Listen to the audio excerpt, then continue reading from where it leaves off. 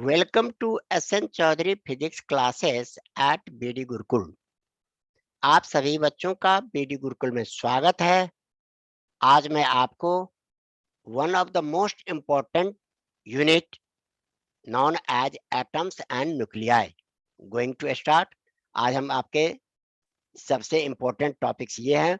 इसे आप atomic structures के रूप में केमिस्ट्री में भी पढ़ते हो और फिजिक्स में भी पढ़ते हैं। अंतर यही है, केमिस्ट्री में शॉर्ट आंसर टाइप के रहते हैं, यहाँ कुछ डेरिवेशंस रहते हैं, पूरा थ्योरी रहता है। This is also known as nuclear physics. और इसी यूनिट के आधार पर आज हम आपको एटम्स का स्ट्रक्चर्स, न्यूक्लियस का स्ट्रक्चर्स, ये सब स्टार्ट करने वाले हैं।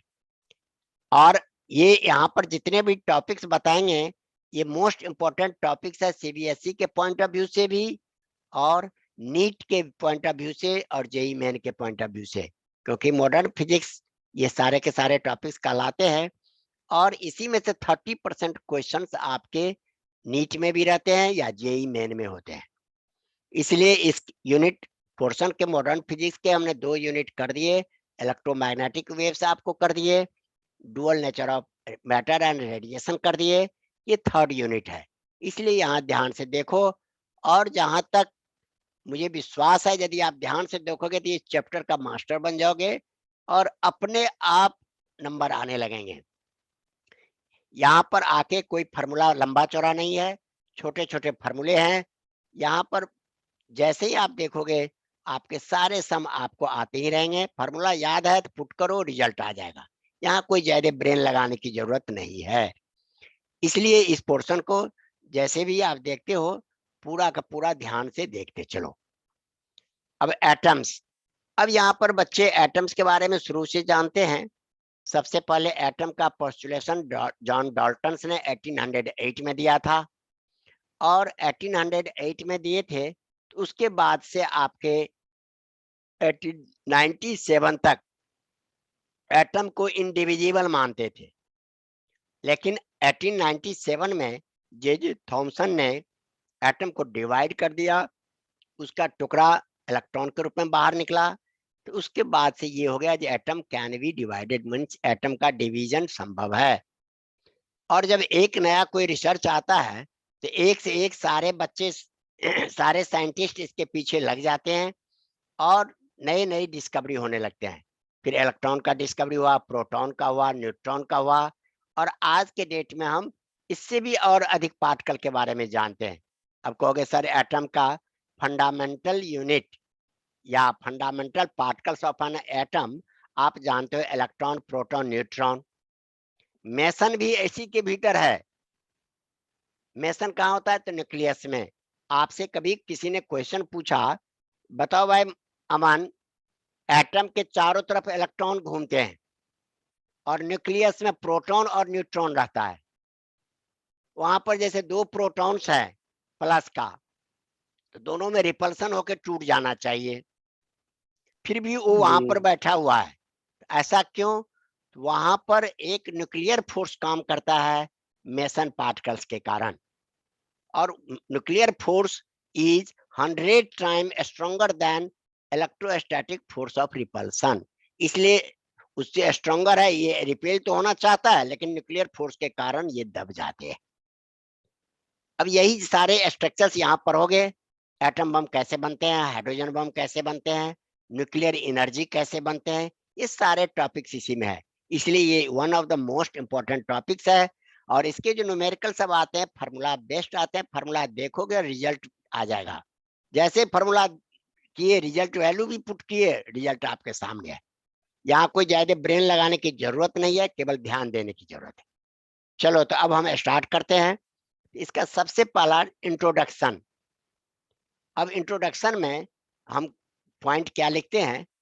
एन एटम या एटम, हेडलाइन हमने कर दिया। हम बार बार कहते हैं सारे आंसर को पॉइंट में लिखो। जैसे टीचर देख लेंगे 5 पॉइंट्स है, 6 पॉइंट है, तो हर पॉइंट पर आधा नंबर भी डालेंगे तो 3 में से 3, 2 में से 2 मिलेगा।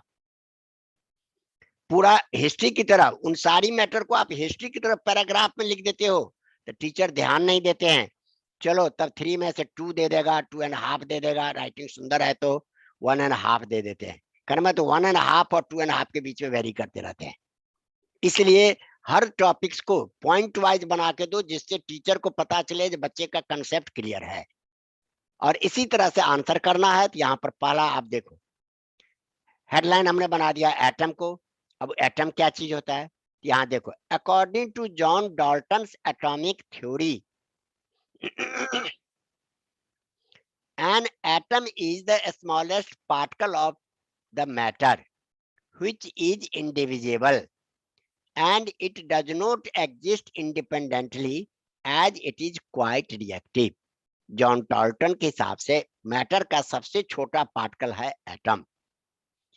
ये डिवाइड नहीं किए जा सकते हैं, और इसे रख दोगे कहीं तो रखा नहीं रहेगा, क्योंकि बहुत रिएक्टिव होता है, फौरन दूसरे एटम से कंबाइन कर लेगा। इसी बात को कहता है ये फ्रीली एग्जिस्ट नहीं करते हैं। अब यहाँ पर 3 क्वेश्चंस आपसे पूछा जा सकता है। जॉन डाल्टन के बारे में बताओ, name the theory given by John Dalton, atomic theory. इसी तरह से आपसे पूछ लेगा, इज एन एटम एग्जिस्ट, या is an atom, point number 1, exist freely, exist not exist freely. इस तरह से आपके पॉइंट बना देते हैं। क्या हो, an atom does not exist freely because, यहाँ पर क्वाइट रिएक्टिव। तो देखो, एक ही टॉपिक्स में आपके 3 क्वेश्चंस बन रहे हैं। और ये समझ लेना भाई, फिजिक्स के टीचर मोस्टली होते हैं 50% पागल ही होते हैं। स्क्रू ढीला रहता है, वो बीच से कहीं से बना के रख देते हैं। अब जिन बच्चे का कंसेप्ट क्लियर है वो तो आंसर करके आ जाते हैं। और नीट में यदि आपका फिजिक्स है, देख लो बेटा, बायो आप कितना पढ़ लो, केमिस्ट्री कितना पढ़ लो तो बायो रटने की चीज है, तो आप भी रट के जाते हो, दूसरे बच्चे भी रट के जाते हैं, तो भाई वो भी अपना पूरा पूरा कर देगा। केमिस्ट्री में आपके कितने भी रट के जाओगे, तो रटने वाले क्वेश्चन और न्यूमेरिकल पोर्शन होता है करीब 40% फिजिकल केमिस्ट्री का, तो न्यूमेरिकल में वहां उलझते हैं बायो के बच्चे, इसलिए केमिस्ट्री में थोड़ा डाउन हो जाते हैं। और फिजिक्स में मोस्टली बायो के बच्चे, यहाँ तो चलो सीबीएसई का सिलेबस है, फिजिक्स भी रख सकते हो, मैथ भी रख सकते हो, लेकिन अदर स्टेट्स में आपको मैथ और बायो में चॉइस दिया रहता है। तो बायो बच्चे का मैथ वैसे भी कमजोर है, तो वो फिजिक्स के क्वेश्चन सॉल्व नहीं कर पाते और सिलेक्शन नहीं होते हैं। यदि आपका फिजिक्स अच्छा हो गया, तो उसके साथ साथ केमिस्ट्री भी, मैथ का पोर्शन अच्छा हो जाएगा, फिर आपको सिलेक्शन में कोई नहीं रोक पाएगा, क्योंकि ये जितने भी बनते हैं फिजिक्स के लेके ही रो पड़ते हैं। अब यहाँ पर बहुत सारे टीचर्स हैं, सभी अपना अपना गाइडलाइन देते हैं, हम भी गाइडलाइन देते हैं। जो बच्चा मुझे फॉलो करता है तो उन्हें कोई परेशानी नहीं है, जो बच्चा अपनी मर्जी चलाते हैं या दूसरे लोगों की बातों पर बहक जाते हैं, सिलेक्शन नहीं हो पाते हैं। इसलिए जरा ध्यान देना हर टॉपिक्स में। सेकंड पॉइंट है इसका, सेकंड पॉइंट है दिस थ्योरी हु, कब दिया गया, this theory was proposed by John Dalton in 1808। ये भी एक क्वेश्चन बन गया। ये थ्योरी कब तक वैलिड रहा, तो this theory was valid till 1897 when J Thomson discovered electron in 1897 and he showed that an atom is divisible. और थॉमसन ने अपना मॉडल, मॉडल का मतलब होता है थ्योरी, दिया 1898 में, एक साल बाद पूरा स्टडी के बाद थ्योरी दिया। अब इसी थ्योरी के आधार पर लोग उनसे पूछते थे, भाई आप तो कह दिए एटम टूट गया, इससे इलेक्ट्रॉन बाहर निकल गया, तब आपके हिसाब से एटम का स्ट्रक्चर कैसा होना चाहिए, तो उसके आधार पर उन्होंने थ्योरी दिया। तो वो थ्योरी अभी हम नेक्स्ट में बता रहे हैं। अब देख लो उन्होंने क्या कहा, थ्योरी मैं बता देता हूं। उन्होंने कहा पूरा का पूरा स्फीयर जो है पॉजिटिवली चार्ज बॉडी है, जिसमें मास इक्वली सब जगह है, प्लस इक्वली है, और उसके बीच बीच में इलेक्ट्रॉन इम्बीडेड है। इलेक्ट्रॉन इम्बीडेड है, इसका मतलब ये हो गया, जैसे आप वाटरमेलन तरबूज को कट करते हो तो पूरा पूरा रेडिश फ्लैश दिखता है, ये रेडिश फ्लैश पोर्शन जो है उसको उन्होंने पॉजिटिव माना। अब बीच में जो सीड है जहां जहां, उसको उन्होंने इलेक्ट्रॉन माना। इस थ्योरी को उन्होंने 1898 में पब्लिश किया। अब यहाँ पर इंट्रोडक्टरी में आपने ये देख लिया कितने क्वेश्चंस बन रहे हैं। इसके बाद थॉमसन्स मॉडल ऑफ एटम, तो उन्होंने क्या मॉडल दिया, तो देखो यही पूछ लेते हैं, state and explain Thomson's model of atom, तो बच्चे एक पैराग्राफ लिख के आ जाते हैं। नहीं भाई, इसको भी पॉइंट वाइज बनाना है। किस तरह से, तो देखो point number 1, the first model of atom was proposed by J Thomson in 1898। इन्होंने दिया एटम का स्ट्रक्चर 1898 में। Second point, according to Thomson's model of atom, every atom, cursor भी ध्यान देना बेटा, every atom consists of positively charged sphere of radius of the order 10 power minus 10 meter, in which entire mass and positive charge of atom are uniformly distributed. Inside this sphere, electrons are embedded. Embedded का मतलब ये समझो, like seeds in watermelon or like plums in pudding.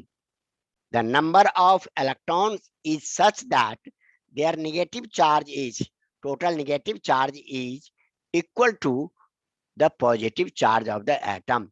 Thus an atom is electrically neutral.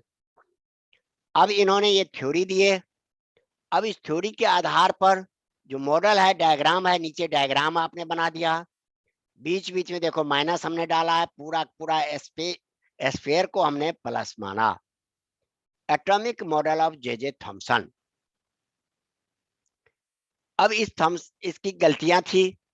अब इन्होंने limitation means ये theory fail कैसे कर गए। ये थ्योरी कितना दिन तक चला, 1898 से 1911 तक वैलिड रहा। उसके बाद ये थ्योरी गलत आ गया। तो लिमिटेशन क्या हो गया, limitation of J Thomson's model of the atom were the following. First, it could not explain origin of a spectral series of hydrogen and other atoms observed experimentally. He was unable to explain origin of spectral lines due to of hydrogen and other element, which was experimentally proved. Next, it could not explain large angle scattering of alpha particle from thin metal foils as observed by Rutherford.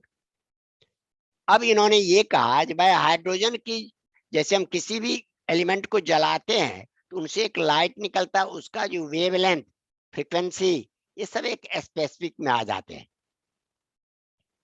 अब ये उसके कारण आपने अभी आपको Lyman series पढ़ा होगा, Balmer series पढ़ोगे, पास्टन सीरीज, ये सब पढ़ोगे, ये सब लाइन निकलते हैं उनके जलने से। ये क्यों निकल रहा है, जब एटम टूट गया, जल गया, तो तब तो उससे निकलना चाहिए। इसको ये एक्सप्लेन नहीं कर पाए।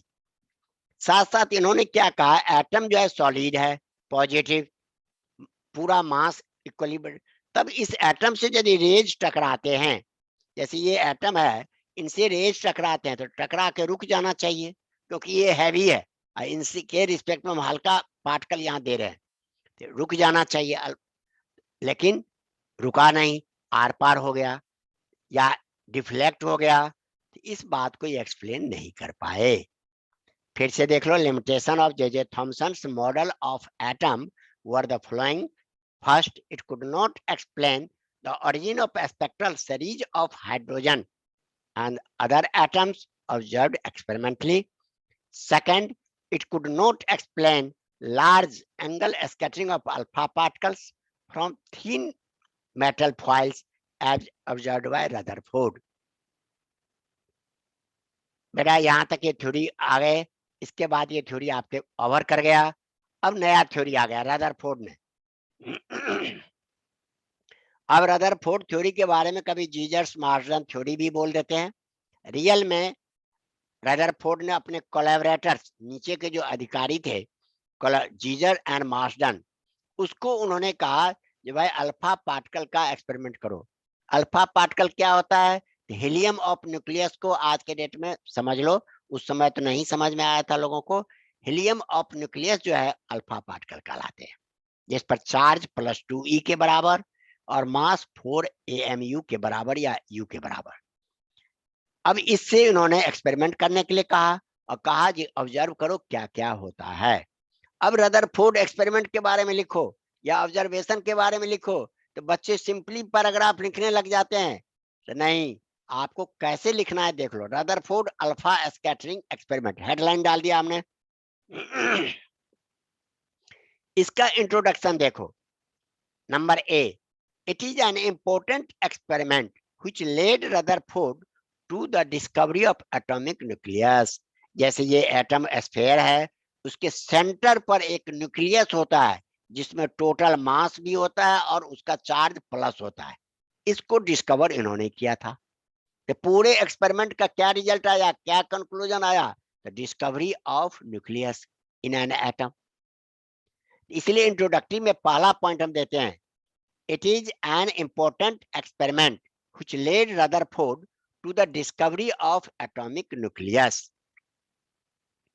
Second, on the suggestion of Rutherford, his two associates H. Gigerts and E. Marsden in 1911 performed experiment on the scattering of alpha particles from thin foils, gold foils, and obtained an important insight into the structure of atom। अब यहाँ ये समझो, उन्होंने अपने कहा gold foil लिए। अब gold का फॉइल ही क्यों लेते हैं? वो हाईली मेलिएबल है, उसको थीन से थीन सीट बना सकते हैं। तो उसकी थिकनेस रखा गया 10⁻⁸, करीब करीब एटम के साइज के बराबर। अब इनसे जो अल्फा रेज पार करेगा तो किसी एटम से टकराएगा, यहाँ किसी एटम से टकराएगा, यहाँ किसी एटम से टकरा के ये आर पार चला जाता था। अब इस चीज को थॉमसन के हिसाब से तो पूरा पूरा सॉलिड है, रुक जाना चाहिए। गोल्ड का फॉइल का एटॉमिक नंबर 79 है और अल्फा का है 2, तो मास के हिसाब से तो बहुत अंतर है, इनसे टकरा के रुक जाना चाहिए। लेकिन देखा गया ये आर पार जा रहे हैं, ये आर पार जा रहे हैं। तो इसी आधार पर इन्होंने ये एक्सपेरिमेंट किया। क्या था, अब देखो क्या लिखना है। अब यहाँ पर डायग्राम देखो बेटा, यहाँ पर आपके डायग्राम समझो। यहाँ पर रेडियो एक्टिव सब्सटेंस है, कर्सर ध्यान देना। यहाँ पर रेडियो एक्टिव सब्सटेंस है जिसको हमने रखा हुआ है। यहाँ से अल्फा रेज बाहर निकलते हैं। अब ये अल्फा रेज को टेढ़ा मेढ़ा होगा तो इसलिए यहाँ पर एक हमने कॉलीमेटर बना दिया है, जो जो सीध में जाने वाला अल्फा रेज है वही जाएगा। और ये गोल्ड फॉइल है। अब इस गोल्ड फॉइल से टकरा के कोई इधर जा रहा है, देख लो, कोई इधर, कोई इधर, कोई इधर, अलग अलग डायरेक्शन में डिफ्लेक्शन हो रहा है। अब कितने एंगल पर कितना आता है उसको हम डिटेक्टर से मेजर करते हैं। ये एक्सपेरिमेंटल सेटअप था। इसी को पूरी तरह से एक्सप्लेन करने के लिए राइट हैंड साइड में जो डायग्राम है उसको देखो। ये वही कैविटी है जिसमें हमने रेडियो एक्टिव सब्सटेंस निकाले रखे हैं और यहाँ से अल्फा बीटा गामा सारे रेज निकलते हैं, लेकिन अल्फा को ये सीध में रखे हैं। अब ये सीध में रखे हैं तो यहाँ से जो अल्फा पार्टिकल निकलते हैं सीध में वही आगे जाता है। और ये गोल्ड फॉइल है जिसका थिकनेस देखो यहाँ लिखा हुआ है 10⁻⁸ मीटर। यहाँ से टकराने के बाद देखा गया है कुछ रेज देख लो थीटा एंगल पर जा रहा है, कुछ स्ट्रेट जा रहा है। और यहाँ पर ये स्क्रीन है। अब हमें कैसे पता चलेगा? लाइट तो दिखती नहीं है, रेज तो दिखती नहीं है, तो हमने यहाँ पर ZNS से प्लेटिंग करके एक स्क्रीन रख दिए हैं। जैसे ही अल्फा रेज यहाँ टकराते हैं तो चमक प्रोड्यूस होता है। इसको डिटेक्ट करने के लिए यहाँ पर हमने माइक्रोस्कोप रखा है। ये रोटेटर माइक्रोस्कोप होता है, ये चारों तरफ घुमा के किस एंगल पर कितना अल्फा पार्टिकल आता है, इस तरह से इन्होंने किया। तो इन्होंने क्या ऑब्जर्व किया? Most of alpha particle pass straight without any deviation. Mostly alpha particle सीध में चला गया बिना डेविएशन का। और कुछ ये रोटेटेबल डिटेक्टर के द्वारा मेजर किया गया। About 1 in 8000 alpha particle reflected back. और 8000 जब अल्फा पार्टिकल यहाँ से पास हुआ तो एक डायरेक्ट उसी रास्ते पर लौट गया, 180 डिग्री से रिटर्न हो गए। तो इस तरह से इसका ये एक्सपेरिमेंट हो गया। अब यहाँ देखो डायग्राम सारे ही बच्चे बनाते हैं तो आप भी बना देना, लेकिन डायग्राम के बाद आपके इसके बारे में लिखना कैसे है? कहानी नहीं लिखना, इंट्रोडक्टरी हमने दे दिया, डायग्राम दे दिया। अब टीचर के लुकअप में आ गया पहला, the experimental setup used by Geiger and Marsden is shown in figure. बस इतना लिख दिए, एक्सपेरिमेंटल कंस्ट्रक्शन लिखने की यहाँ कोई जरूरत नहीं है। अब यहाँ पर देखो, a source of alpha particle like bismuth, जिसका एटॉमिक नंबर 83 है और एटॉमिक मास 214 है। A source of alpha particle like bismuth is enclosed in a thick lead block provided with a narrow opening. ऊपर में आपने देखा इस तरह से नैरो ओपनिंग है, इसके भीतर में हमने रख दिया। ये सी पार्ट में देखो, alpha particle from this source, alpha particle from this source are collimated into a narrow beam through a narrow slit, और नैरो स्लिट से हम स्ट्रेट लाइन वाले अल्फा पार्टिकल को जाने दिए। The beam is allowed to fall on a thin gold foil of thickness 2.1 into 10 power minus 7 metre. अब यहाँ पर बच्चे कहते हैं सर ऊपर तो आपने 10 पावर माइनस 8 लिखे, तो वो ऑर्डर है, ऑर्डर है 10 पावर माइनस 8, उनसे आसपास की value. The beam is allowed to fall on a thin gold foil of thickness 2.1 into 10 power minus 7 meter. The alpha particle scattered in different directions are observed with the help of rotatable detector, which consists of zinc sulfide screen and microscope. इस तरह से major किया था। Experiment के बारे में हमने इतना लिख दिया, ये बहुत है। समझ में आ रहा है बेटा? जी हाँ, अब ये क्या क्या ऑब्जर्वेशन लिए, ये ऑब्जर्वेशन देखो। ऑब्जर्वेशन के लिए भी हमने यहाँ डायग्राम बना दिए हैं। यहाँ देखो, ये एंगल्स है अलोंग एक्स एक्सिस, किस एंगल पर कितने अल्फा पार्टिकल्स आए और कितने alpha particle, number of alpha particle along Y axis है। Theoretically prediction, experimentally prediction. अब इस तरह से इन्होंने, अब यहाँ पर देखो, इसी को हमने शो करने के लिए एक और डायग्राम यहाँ बना दिया, ये स्फीयर बना दिया एटम की तरह, और इसमें दिखा रहा है मोस्टली अल्फा पार्टिकल गया और आर पार चले गए, कुछ कम डिफ्लेक्ट हुआ, कुछ ज्यादा डिफ्लेक्ट हुआ, कुछ स्ट्रेट गया और लौट गया। इस तरह से हमने इसका डायग्राम भी बना दिए। ये न्यूक्लियस की हो गई। अब ऑब्जर्वेशन में लिखना क्या है ये देखो,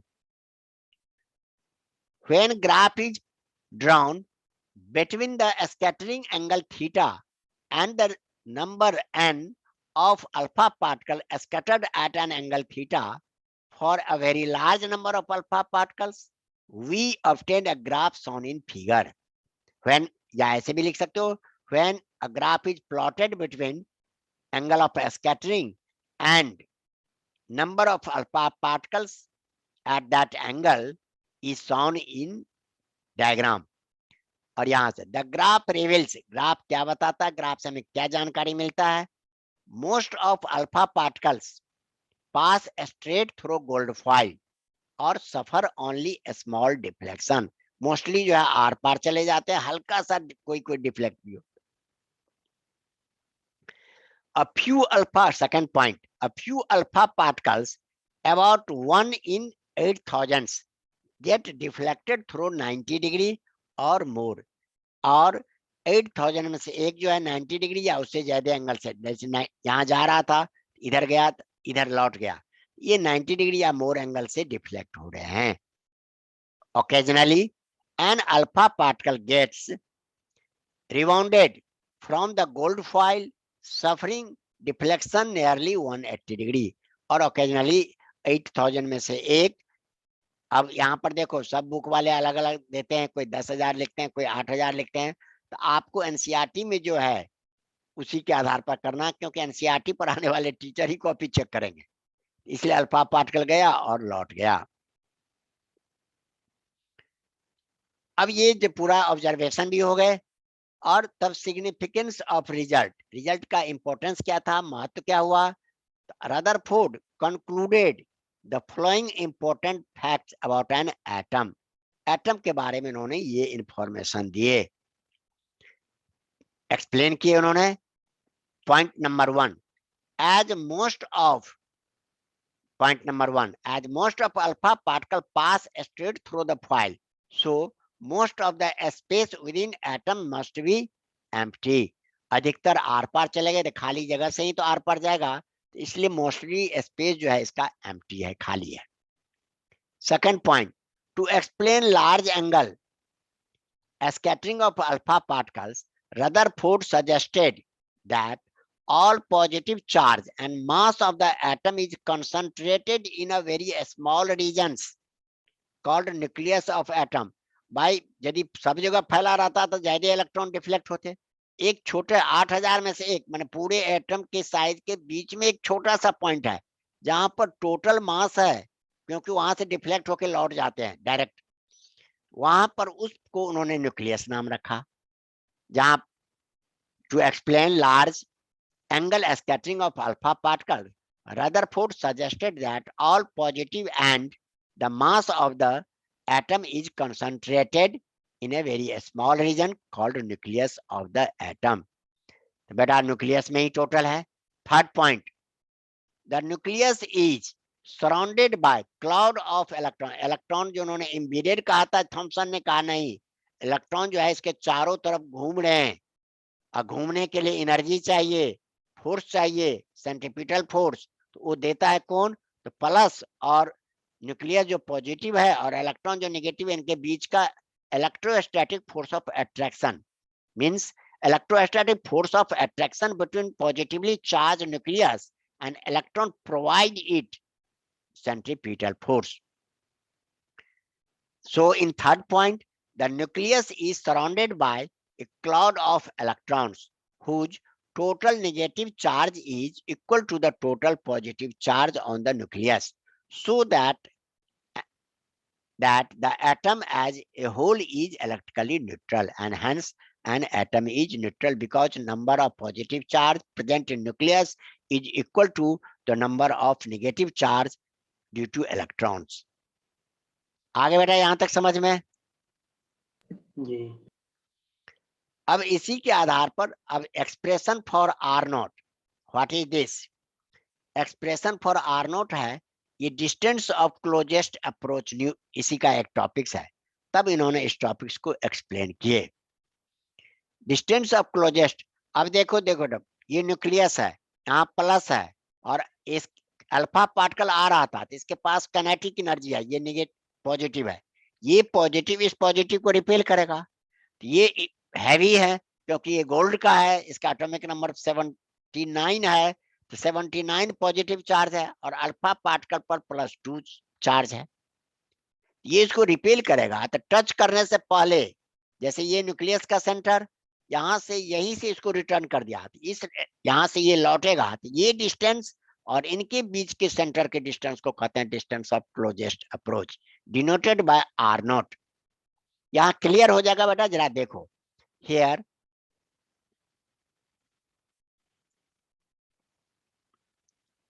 यहाँ देखो इसके here, initial kinetic energy of alpha particles K alpha, kinetic को हमने के अल्फा लिखे half mv². Electrostatic potential energy of alpha particle and nucleus at distance r0 is, आप U equal to K into Q1 Q2 by R0, ये हमारे पास formula है. तो K और Q1 की जगह पर अल्फा पार्टिकल्स का चार्ज हमने लिखा 2e, और Ze लिखा एटॉमिक नंबर, जितना होता है उतना प्रोटॉन होता है न्यूक्लियस में. आज के डेट में आप प्रोटॉन जानते हो, उस समय तो इतना नहीं जानते थे लोग. तो Ze, इन दोनों का रिजल्ट हुआ K into 2 Za². At the distance R0, ये काइनेटिक एनर्जी और ये इक्वल हो जाएगा, तब ये रिटर्न होगा दोनों. At a distance R0, K alpha, kinetic energy of alpha equal to potential energy of alpha particle at that point. यहाँ पर half mv² equal to K2 Za². अब इस तरह से आपके R0 का बेटा अब यहाँ पूरा ले आओ इस साइड, इस पूरे नंबर को यहाँ रख दो, तो K into 2 Za² upon half mv², that is kinetic energy. ये 2 कट करके ऊपर ले जाओ तो 4K ZE² by MB², ये भी लिख सकते हो।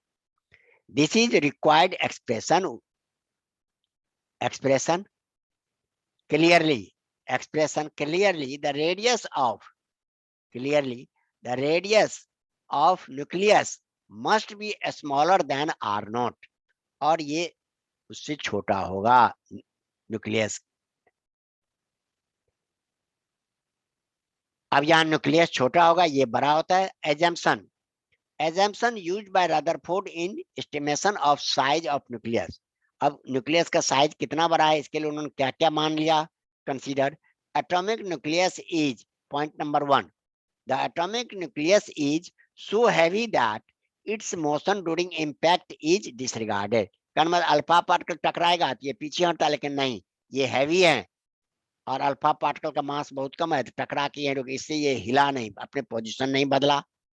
Second point, nucleus and alpha particle both are taken as point charges. यहाँ पर अल्फा पार्टिकल को भी पॉइंट मान के चला, न्यूक्लियस को भी पॉइंट मान के चला। The scattering is done due to elastic collision, और स्कैटरिंग क्यों होता है, तो ये यहाँ आके टक्कर होने से पहले यहाँ से लौट गया। इसको कहते हैं elastic collision between nucleus and alpha particles.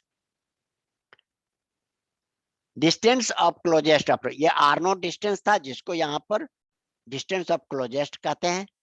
यहाँ पर देखो third point, at a distance R0 from the nucleus where kinetic energy of alpha particle is equal to the electric potential energy of alpha particle due to nucleus, called distance of closest approach। अब यहाँ diagram से clear हो जाएगा। देखो बेटा, it is generally denoted by R0। यहाँ nucleus ये है हमारे पास, कर्सर देखना, बीच में प्लस है, वहां इसका सेंटर है, ये यहाँ तक है, लेकिन इसने तो दूर से ही इसको रिपेल कर दिया। R0 का डिस्टेंस क्या हो गया, न्यूक्लियस के जो रेडियस होगा उससे R0 बड़ा है, दूर से ही उसको रिपेल कर दिया। Distance of closest approach is always greater than radius of nucleus. Explanation इसको करने के लिए फिर से देखो, suppose an alpha particle of mass m and initial velocity v moves directly toward the center of nucleus of an atom. As it approaches the positive nucleus, it experiences Coulombian force of repulsion and its kinetic energy gets progressively converted into electrical potential energy. At a certain distance R0 from the nucleus, the alpha particle stops for a moment and then begins to retrace the path. Certain distance पर आके alpha particle का slow हो गया और stop किया और फिर यहाँ से वापस चला गया। This distance R0 is called distance of closest approach। यहाँ तक क्लियर है बेटे?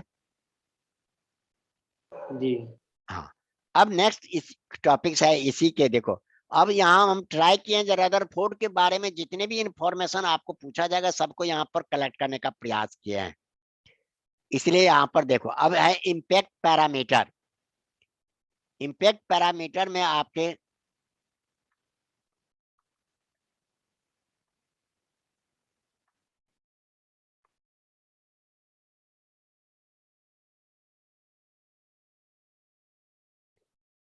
इम्पैक्ट पैरामीटर में देखो बेटा, इसके इम्पैक्ट पैरामीटर जैसे हमारे पास है, इसके बारे में इंफॉर्मेशन देखो क्या है। Impact parameter is defined as the distance of the initial velocity vector of the alpha particles from the central line of nucleus when the alpha particle is far away from the nucleus of the atom। जैसे ये nucleus है atom का, इनके बीच से पास होने वाला ये central line करता है और अल्फा पार्टिकल इससे थोड़ा ऊपर यहाँ से आ रहा था, तो अल्फा पार्टिकल के रास्ते और सेंट्रल लाइन के बीच का जो डिस्टेंस है, इस डिस्टेंस को कहते हैं हम impact parameter. Impact parameter is defined as the perpendicular distance of the initial velocity vector of alpha particle from the central line of the nucleus when the alpha particle is far away from the nucleus of the atom. It is generally denoted by B, इसे B से show करते हैं। और यहाँ diagram में देखो, alpha particle का रास्ता है, वेलोसिटी वेक्टर अल्फा पार्टिकल इस रास्ते पर चल रहा था, और यहाँ सेंट्रल लाइन ये है, तो दोनों के बीच का डिस्टेंस B लिखा हमने। अब यहाँ न्यूक्लियस एटम के पास आएगा तब ये डिफ्लेक्ट करेगा, तो न्यूक्लियस का सेंट्रल लाइन ये है, इन दोनों के बीच के परपेंडिकुलर डिस्टेंस को हम कहते हैं इम्पैक्ट पैरामीटर। इसका डेरिवेशन नहीं है, ये निकालते हैं कैसे हैं। Factor affecting the shape of trajectory, trajectory का मतलब अल्फा पार्टिकल आगे चल के किस रास्ते पर जाएगा, पैराबोलिक रास्ता है, एलिप्टिकल रास्ता है, सर्कुलर रास्ता है, ये ट्रैजेक्टरी कहलाते हैं। तो factors affecting the shape of trajectory of scattered alpha particle, the shape of trajectory of the alpha particle depends on पहला impact parameter and the nature of potential field encountered by alpha particle, इन दोनों पर ये depend करते हैं। Expression for impact parameter, Rutherford calculated expression for impact parameter, Rutherford calculated analytically the relation between the impact parameter B and scattering angle theta, which is given by, यहाँ पर ये केवल formula याद रखना है, B equal to 1/4 pi epsilon naught into ZE square cot theta by 2 upon E, where E is kinetic energy half mv squared, is kinetic of alpha particles when it is far away from the atom. अब ये सारे study करने के बाद Rutherford से लोगों ने कहा आप एटॉमिक स्ट्रक्चर के बारे में बताइए, एटम के बारे में कुछ थ्योरी दीजिए। तो यहाँ पर उन्होंने Rutherford atomic model, Rutherford atomic model ये आ गए आपके, देखो, every atom consist of tiny core called nucleus, just a minute,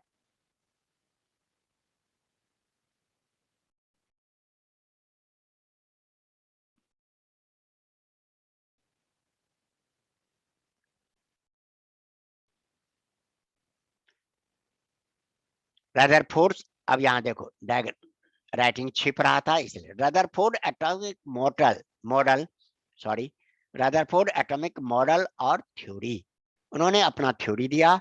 इस थ्योरी में देखो, every atom consist of tiny core, हर एक एटम के बीच में एक कोर है छोटा सा, जिस called atomic nucleus, in which the entire positive charge and almost entire mass of the atom are concentrated। उन्होंने कहा पूरी एटम के सेंटर पर एक पॉइंट है जिसमें पूरा एटम का मास भी है और पॉजिटिव चार्ज भी वहीं रहता है।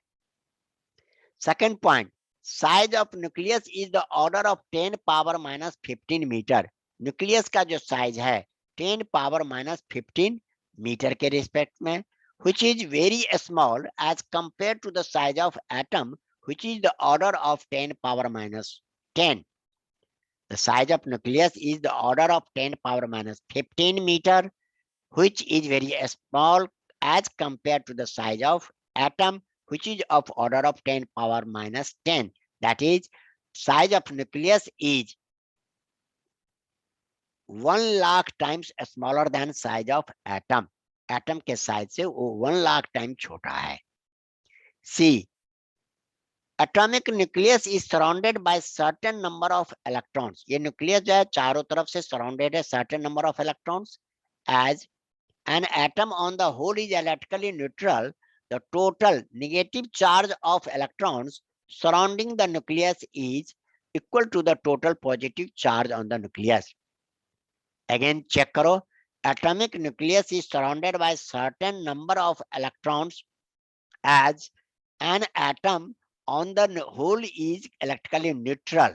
The total negative charge of electron surrounding the nucleus is equal to the total positive charge of this. का मतलब न्यूक्लियस में जो प्लस है उतना ही नेगेटिव चार्ज इलेक्ट्रॉन के ऊपर है जो इसको घेर रखा है। These electrons अब ये प्लस माइनस टकरा नहीं सके, तो these electron, fourth point, these electrons revolve around the nucleus in a various circular orbits as do the planets around the sun. जिस तरह से सन के चारों तरफ प्लैनेट घूमते हैं, ऐसे ही न्यूक्लियस के चारों तरफ इलेक्ट्रॉन घूमते हैं. The centripetal force required by electron for revolution is provided by the electrostatic force of attraction between the electrons and nucleus. Force of attraction जो है, electrostatic force between nucleus and electrons provide centripetal force, घूमने के लिए force देता है. अब इतना करने के बाद लिमिटेशन, अब ये थ्योरी कितना दिन तक चला, इन्होंने दिया 1911 में, और इनकी थ्योरी में कुछ कमियां थी, कुछ गलतियां थी, जिसको इम्प्रूव करके नील्स बोर ने 1913 में बोर मॉडल ऑफ एटम दे दिया. मैंने इसकी लाइफ, इस थ्योरी की लाइफ केवल 2 साल रहा, और ये देखते हुए सबको नोबेल प्राइज मिले हुए हैं. नील्स बोर है, रदरफोर्ड है, सब नोबेल प्राइज विनर है. अब इन्होंने क्या दिया देख लो, limitation of Rutherford's atomic model. It predicts, अब कहां ये फेल कर गया, तो देख लो पॉइंट नंबर 1 यहाँ पर, limitation of Rutherford atomic model, point number 1. It predicts that atoms are unstable because accelerated electrons revolving around the nucleus must radiate energy and move a spiral into the nucleus. This contradicts stability of matter. इन्होंने कहा जो electron घूमते हैं, घूमने के लिए तो उसको एनर्जी चाहिए, वो एनर्जी मिलेगा नहीं, तो घूमते घूमते उसका एनर्जी कम होता जाएगा, घूमते घूमते अंत में न्यूक्लियस में गिर जाएंगे, जैसा कि साइड में मैंने डायग्राम में दिखा दिया. अब इलेक्ट्रॉन न्यूक्लियस में गिर गया, मीन्स एटम खत्म हो गया, लेकिन हमारे आसपास के सारा सामान तो कोई खत्म नहीं हो रहा है. इसका मतलब इसमें कहीं न कहीं कोई गलतियां रह गई है, जिसे रदरफोर्ड समझ नहीं पाए. इस गलतियों को उन्होंने सुधार किया. दूसरा, it cannot explain the characteristics line spectrum of atoms of different element. अलग अलग एटम्स के जैसे स्पेक्ट्रल लाइन निकालते हैं. तो अब आप तो जानते हो, उस समय तो लोग नहीं जानते थे, अब आप क्या जानते हो, इनर ऑर्बिट से आउटर ऑर्बिट में यदि कोई इलेक्ट्रॉन जंप करता है, एनर्जी एब्जॉर्ब करते हैं, और जब बाहर के ऑर्बिट से इनर में जंप करता है, तो इलेक्ट्रॉन एनर्जी रिलीज करते हैं. अब वो जो एनर्जी रिलीज करता है, उसके कारण जो स्पेक्ट्रम बनते हैं, लाइन स्पेक्ट्रम, जिसमें नाम लाइमन सीरीज है, बाल्मर सीरीज है, पास्टन सीरीज है, ब्रैकेट सीरीज है, पंड सीरीज है, ये सब सीरीज के लाइन निकलते हैं, उसको ये एक्सप्लेन नहीं कर पाए. इस तरह से बेटा हमने आपके यहाँ तक ये दिखा दिए. अब ये जो यहाँ तक दिखाए हैं रदरफोर्ड की, अब इसी आधार पर थोड़ा और बच गया है, केयर करो. इस गलतियों को बोर ने दूर किया. अब इलेक्ट्रॉन ऑर्बिट्स ऑफ रदरफोर्ड ने जो ऑर्बिट बनाया, if FC means centripetal force required to keep revolving electron in an orbit, and Fe electrostatic force of attraction between revolving electrons and nucleus, then for a dynamically stable orbit के लिए क्या होगा, centripetal force equal to electrostatic force. दोनों force की value हम put करते हैं, तो देख लो mv square by r centripetal force हो गया, और electrostatic force of attraction 1/4 pi epsilon not, electron का चार्ज और 1 न्यूक्लियस का चार्ज, दोनों के ये हमने लिखा upon r square, e into ई upon r square.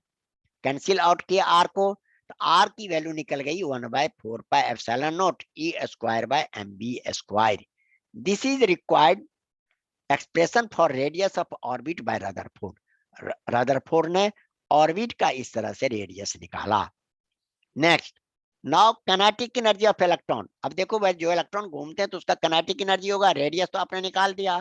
Kinetic energy half mv square जानते हैं, k equal to, now kinetic energy of electron equal to k half mv square, k equal to half mv square. यहाँ पर देख लो, ऊपर हमने निकाले थे यहाँ पर 1/4πε0 E/mv², v² को हम यहाँ से बाहर निकालते हैं, तो देखो 1/4πε0 E²/r इक्वल टू, क्योंकि यहाँ पर देख लो mv² इक्वल टू 1/4πε0 E²/r हो रहा है, mv² की जगह पर ये वैल्यू हमने पुट कर दिया। रिजल्ट क्या आ गया? 1/8πε0 into E²/r. This is expression for kinetic energy. Next है again for potential energy in orbits, तो U equal to 1/4πε0 into E into minus E, ये W equal to V into Q लिखते हैं, तो V का हो गया E/R और Q की जगह पर इलेक्ट्रॉन का चार्ज, ये निगेटिव आ गया 1/4πε0 into minus E²/r. This is expression for potential energy. Hence total energy of electron in hydrogen atom is E equal to K kinetic plus U potential. यहाँ पर 1/8/4πε0 into E²/r प्लस ये minus में 1/4πε0 E². This is greater, तो 1/4 में से 1/8 चला गया तो -1/8 बच जाएंगे. देखो 1/4 E²/r कॉमन लिए, 1/2 -1 ये मिल गया 1/4πε0 इंटू E²/r इंटू -12. रिजल्ट आ गया, मल्टीप्लाई करो तो यहाँ पर -1/4π8πε0 इंटू E²/r. अब पोटेंशियल एनर्जी इसी का आधा 1/4 है, देख लो, और काइनेटिक एनर्जी सेम यही है, केवल प्लस में है. इस तरह से आपने रदरफोर्ड के बारे में जितनी भी इंफॉर्मेशन था आपके कोर्स के हिसाब से आपने पूरा कर लिया. अब इसमें किसी बच्चे को कहीं प्रॉब्लम्स हो तो कमेंट कर सकता है, लिख सकता है, और एक ज्वाइन बटन करने के लिए हम बार बार कहते हैं, ज्वाइन बटन करने वाले बच्चों को हम पीडीएफ भी सप्लाई करेंगे, और साथ साथ उनके जो एंट्रेंस के क्वेश्चन है वो लाइव क्लास में हम उनको ऑफर करेंगे. वो मुझे कॉल करके भी पता कर सकते हैं लाइव क्लास का. इस तरह से ये टॉपिक्स आज ओवर हुआ. आप सभी इसे पसंद आए, लाइक, सब्सक्राइब, शेयर जरूर करना. Thank you.